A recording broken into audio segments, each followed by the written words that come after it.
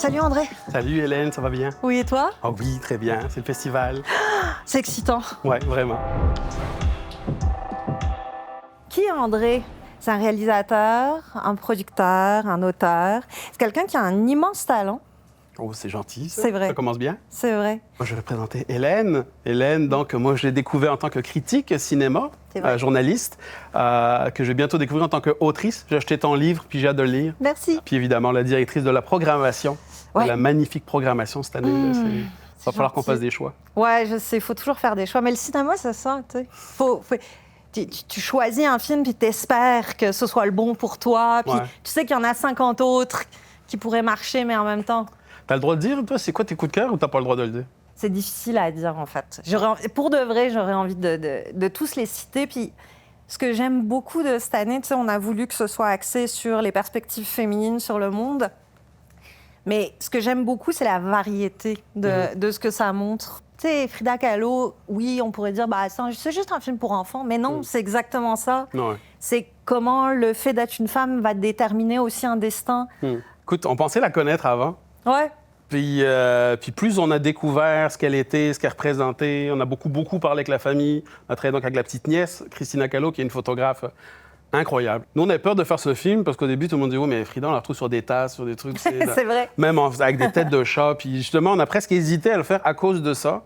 Puis finalement, on s'est dit « Non, mais on va occulter. » Puis on va essayer d'aller justement en parler, raconter cette femme. Puis je suis presque mal à l'aise d'en parler parce que, écoute, l'équipe, c'est quasiment que des femmes.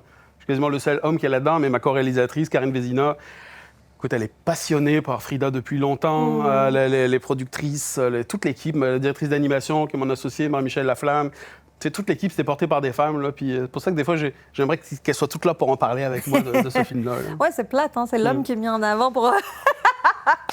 Écoute, Comment tu t'es retrouvé en cinéma, toi?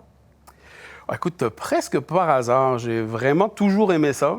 Mais moi, au début, mon premier médium, c'était plus la BD. Ben oui. J'étais auteur BD pendant 15 ans en France, où on racontait beaucoup d'histoires avec Amnesty International. Tous les ans, Amnesty nous pointait 2-3 cas, où ils nous disaient ça, c'est des cas que nous, ils nous tiennent à cœur cette année. On va vouloir en parler. Est-ce que tu veux faire une BD dessus? Donc, on a été en Palestine, préparé chemin de traverse. Ich. On était au Rwanda, on était à Daravi. On se promenait souvent qu'un co-auteur. Je déteste faire les choses toute seule, donc j'ai quasiment toujours fait des trucs avec des co-auteurs ou des co-réals. Puis on racontait ces histoires. Puis j'étais musicien parallèlement. Puis en arrivant ici, je travaillais plutôt en jeu vidéo. Puis assez vite, je me suis dit, bah, c'est bien le jeu vidéo, mais ça me parle moins au niveau des histoires. Donc je me suis dit, bah, on va créer une belle petite équipe, puis on va raconter nos histoires. Donc c'est un peu presque par hasard. Par la là, bande. Ouais, c'est ça. Oh. C'est une façon de raconter des histoires. Et toi, qu'est-ce qui t'a amené au cinéma?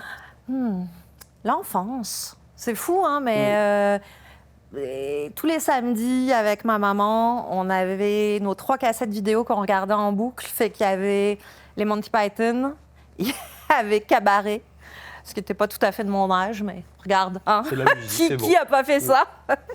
Puis Some Like It Hot Ah, oui. de Wilder. Puis samedi après-midi, on revenait de nos trucs, on se mettait une cassette, on regardait ça.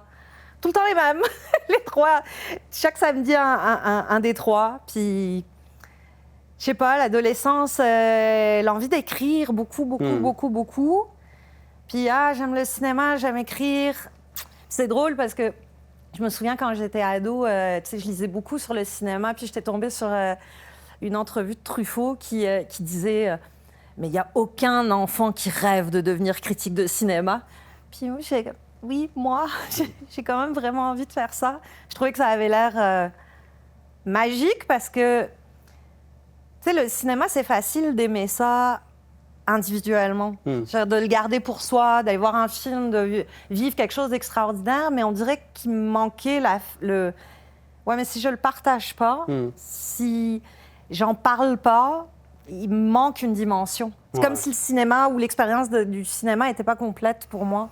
Puis en tant qu'autrice, si ça termine en cinéma, est-ce que tu as envie de réaliser le film ou est-ce que tu as envie de le laisser porter? Parce que c'est un peu confier ton bébé à quelqu'un, mais avoir la chance de le bonifier par autre chose ou le porter jusqu'au bout dans ta vision. C'est drôle, hein, parce que tu sais, j'ai commencé en étant critique, ça a toujours été mon premier amour, blablabla. Puis c'est vraiment une question qui est beaucoup revenue de « Ouais, mais toi, tu veux réaliser, non? » Puis non, j'ai jamais voulu réaliser.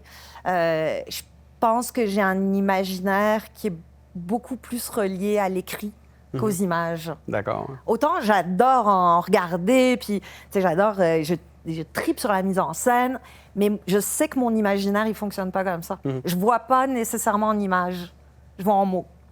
C'est parfait. Toi, c'est bien. tu dois voir en image beaucoup. Là. Effectivement, moi, je suis plus dans cette partie-là de dès qu'on a un projet qui commence, dès le début, je le joue dans ma tête, je joue avec les voix, avec les comédiens, avec le rythme, avec la musique. OK, la musique arrive, OK, on s'arrête, le personnage se lève, sans être hyper précis, parce qu'en animation, on n'a pas le choix de laisser aller.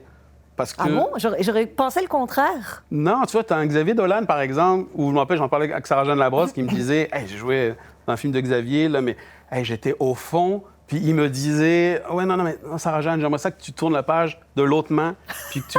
Parce qu'il a une vision très précise. Puis comme tu diriges tes comédiens, ben forcément, tu es sur le plateau. Oui. Donc c'est toi qui décides ça, puis la musique et tout ça. Quand en animation, tu travailles avec toute une équipe, avec des gens qui ont ce talent d'animer. Donc, oui, comme nous, on est tous au studio ensemble, tu peux aller voir tout le monde, voir comment ça avance, mais tu n'as quand même pas le choix de les laisser amener leur talent, leur animation, puis d'avoir des heureux hasards de « OK, il n'a pas fait comme je le voyais exactement, mais c'est super pareil. » Tu n'as pas le choix d'y aller avec ces propositions-là, parce que c'est ça qui fait que...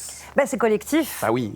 C'est drôle parce que toute l'histoire du cinéma, c'est une série de réalisateurs, réalisatrices qui deviennent l'espèce de figure de proue puis qu'ils ont mis de l'avant, mais on dirait que souvent on oublie que le cinéma, c'est du collectif d'abord et avant tout, quoi. C'est obligé. Ben oui, il faut qu'il y ait une personne en avant pour l'idée un peu, mais ça reste que tu peux pas faire un film tout seul, quoi. Non, c'est ça, t'es le chef d'orchestre. Mais le chef d'orchestre, il a beau, lui, être la personne qui met le rythme, qui va donner ça, qui va avoir sa vision de l'interprétation, il joue pas à la place des musiciens. Il est quand même dépendant de son premier violon. Lui connaît assez son orchestre pour savoir, OK, quand je dirige, je sais que mes flûtistes, il faut toujours que je les ai, parce qu'elles ont tendance à pas faire les départs, je sais que mon trompettiste, il va trop vite. Donc, lui, il est là pour s'assurer que son trompettiste, OK, je le ralentis quand il faut. OK, là, les filles, il va les lancer, puis c'est la magie, mais reste que c'est l'orchestre qui joue quand même. Là, mais je trouve ça très courageux, ce que tu fais. Oh. Tu sais, que ce soit en tant que journaliste, critique ou là, programmatique, parce que déjà, quand tu présentes un film à quelqu'un qui tient à cœur, je trouve déjà c'est une pression, juste quand tu as juste une personne à qui tu dis « Il faut que tu vois ce film-là, et je vais te le montrer. » Tu lances le film, tu es là. Hey, j'espère que ça va lui plaire. J'ai pris la responsabilité de lui dire c'est bon. Sûr. Tu fais ça avec des milliers et des milliers de personnes. Ouais, des milliers, c'est... oui, des millions. Des millions de personnes. Non, il y a des milliers de personnes. Des milliers... Oui, au festival en tout. Puis quand tu écrivais... Je me dis, si tu arrives à toucher une personne, si le film que tu as mis de l'avant réussit à bouleverser, changer la vie, peu importe, toucher le cœur de quelqu'un, mais c'est gagné. Puis j'imagine c'est pareil quand tu crées. Ou si tu as juste donné la voix à quelqu'un qui n'était pas forcément entendu. Aussi. On essaie dans chacun des projets, que ce soit la Frida, Alan n'est pas obligé, on était juste en service, je n'étais pas réel dessus, mais on a travaillé sur le projet. L'idée, c'est d'expliquer aux gens qui ne savent pas la guerre en Syrie, c'est quoi, c'est quoi les guerres qui sont encore en cours en Afrique. On nous l'a un peu reproché sur Dounia, sur Frida, de dire, vous faites des films enfants, mais quand même qui ne sont pas très enfants, ils font un peu peur. Puis des fois, même dans les critiques, des parents disent, oui, c'est inadmissible de faire un film sur la guerre, c'est déjà assez triste dans le monde. Mais quand tu es créateur, à la limite, tu dis, oui, mais je l'ai fait comme ça, puis si le message porte pas, si ça rejoint pas tout le monde, tant pis. Mais des fois, on réalise pas. Je pense qu'on a ce pouvoir-là en tant qu'être humain, d'agir sur la vie des autres. Ou en tout cas, peu importe ce que tu fais, peut-être que l'action que tu vas faire, elle va déterminer le destin de quelqu'un. Oui. Ben, tu sais, écoute, j'ai vu ici même, dans le cinéma Perfect Days, l'année dernière, qui est l'un de mes coups de cœur de l'année dernière, pareil, À hauteur d'enfant aussi, de Mélanie et Olivier. Puis, tu sais, c'est des projets. Empathie de Florence Lompré, c'est des choses qui vont chercher quelque chose. Tu sais, tu regardes Perfect Days, ça te fait réfléchir toi aussi sur... OK, le rythme dans la vie, le rythme des choses, le respect du travail bien fait. Quand tu es à hauteur d'enfant, ça te donne juste le goût de reprendre tes enfants. Oui, de les serrer fort. Parce que moi, ils sont grands maintenant. Puis, tu sais, tout ça, c'est des choses qui te remuent puis qui changent quelque chose en toi. Là. Oh. C'est beau quand même que l'art puisse faire ça. Pleures-tu beaucoup au cinéma? J'ai ma petite fierté, mais oui, c'est sûr quand tu regardes un Tombeau des Lucioles ou quoi, c'est très difficile. Oui, j'aime vivre mes émotions, vraiment. Ouais. Ah, moi aussi. Je me cache pas. Je me cache plus. Tu sais, on revient toujours à ce truc de partage, là, mais quand tu le sens dans la salle, tu sais, t'as comme un truc je sais pas, ça traverse, puis tout le monde vit ça au même moment, puis t'as une espèce d'émotion collective, partagée. Je sais pas, dans le monde dans lequel on vit, on en a besoin, quoi. Ouais. On a besoin de vivre ça. On a besoin de douceur aussi. Je trouve que c'est vraiment facile de te parler puis d'entrer en contact avec toi. Puis ça me touche. Ah ben c'est gentil, moi aussi. On a eu déjà des belles conversations depuis que tu es arrivé. Ouais. Puis non, ça fait...